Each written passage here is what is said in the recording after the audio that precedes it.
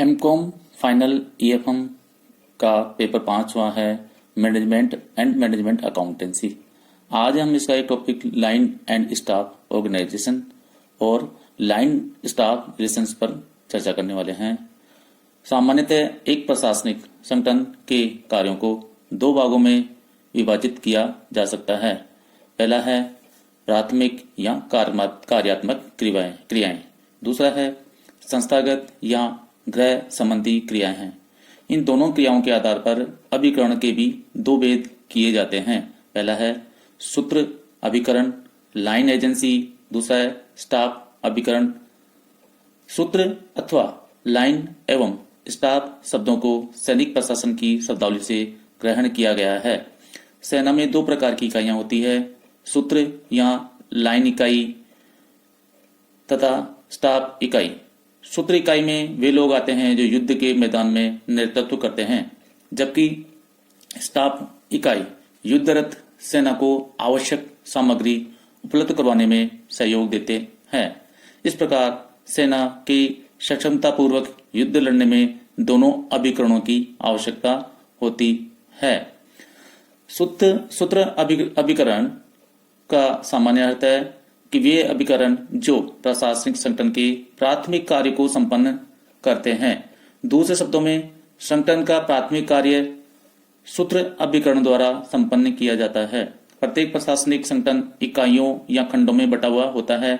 सूत्र अभिकरण का संबंध नीति के निर्माण से होता है। इनकी हाथों में शक्ति होती है जिसके आधार पर ये निर्णय ले सकते हैं तथा आज्ञाएं प्रसारित कर सकते हैं। ये क्रियाशील अभिकरण है। प्रोफेसर व्हाइट के अनुसार सूत्र अभिकरण उन प्राथमिक उद्देश्यों से संबंधित रहता है जिनके लिए शासन स्थापित किया जाता है।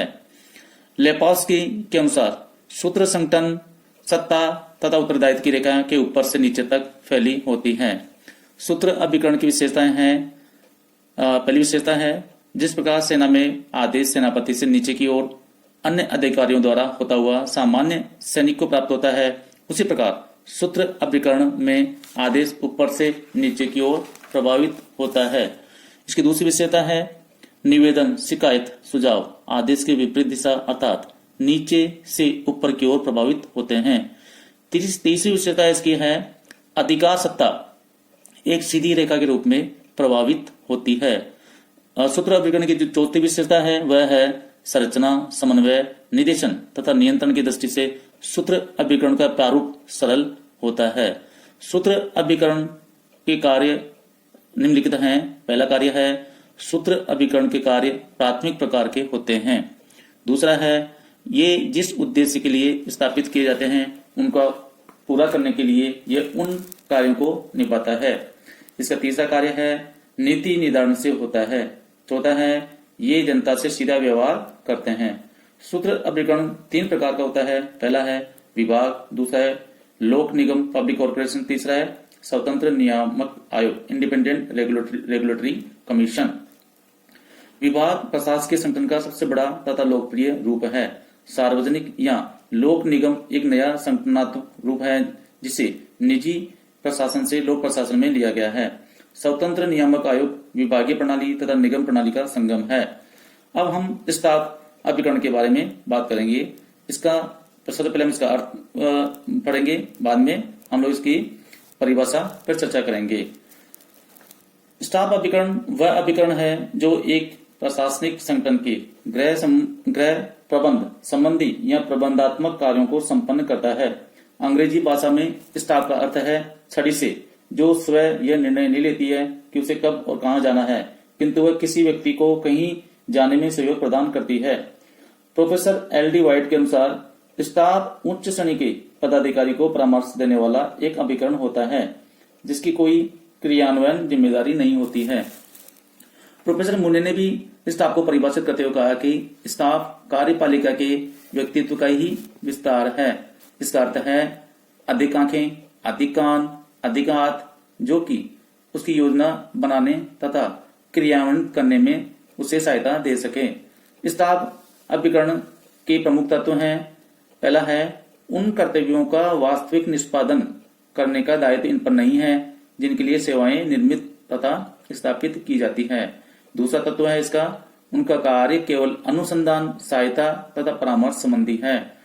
तीसरा तत्व है आदेश देने की उनके पास कोई शक्ति नहीं है।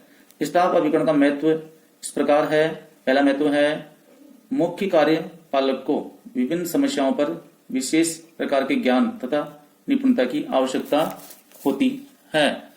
मुख्य कार्यपालक को निर्णय लेने हेतु संबंधित तथ्य, आंकड़े, परामर्श प्रदान करते हैं। तीसरा इसका महत्व है तकनीकी क्षमता के कारण स्टाफ अभिकरण की प्रशासन में महत्वता अधिक हो जाती है। स्टाफ अभिकरण का फोर्थ महत्व है इसे संगठन की विचार करने एवं नियोजन करने वाली भुजा कहा गया है। स्टाफ अभिकरण के कार्य में निम्नलिखित है। पहला है सूचना देना, अध्यापन तथा परामर्श। दूसरा है तालमेल, केवल योजनाओं द्वारा नहीं अपितु मानवीय संपर्क द्वारा भी। तीसरा कार्य इसका तथ्य खोजना तथा अनुसंधान। चौथा कार्य है नियोजन। पांचवा है संपर्क, लाइजनिंग। और छठा है लाइन की सहायता करना। और सातवां है कभी कभी विभागीय अध्यक्ष द्वारा प्रदत्त शक्ति का प्रयोग करना। स्टाफ अभिकरण भी 3 प्रकार का होता है। पहला है सामान्य स्टाफ, दूसरा है तकनीकी स्टाफ, तीसरा है सहायक स्टाफ। सामान्य स्टाफ वह स्टाफ है जो सामान्यतः मुख्य कार्यपालिका की प्रशासकीय कठिनाइयों के निराकरण में उसकी सहायता करता है। यह परामर्श देता है, तथ्यों को संग्रह करता है तथा महत्वपूर्ण विषयों को विचार के लिए कार्यपालिका के सम्मुख प्रस्तुत करता है। तकनीकी स्टाफ वह स्टाफ है जो जिन्हें कुछ विशिष्ट तकनीकी ज्ञान प्राप्त है। मुख्य कार्यकारी को प्रशासन में प्रावधानिक मामलों को भी निपटाना पड़ता है। ऐसे मामलों में उन्हें तकनीकी परामर्श देने के लिए कतिपय विशेषज्ञों को रखा जाता है। संक्षेप में तकनीकी स्टाफ विशेष प्रकार होता है, जैसे चिकित्सक, शिक्षा शास्त्री, वकील, मनोवैज्ञानिक इत्यादि इसी में आते हैं। सहायक स्टाफ में वे अधिकारी या इकाइयां निहित होती हैं जिनके सदस्य विभिन्न प्रशासकीय सेवाओं की सामूहिक सेवा करते हैं। सहायक स्टाफ की सेवा न होकर गौण सेवा होती है, अर्थात इसी विभाग के प्रमुख कार्यों का प्रत्यक्ष अंग नहीं माना जाता है। सूत्र एवं स्टाफ अभिकरण में निम्नलिखित अंतर पाया जाता है।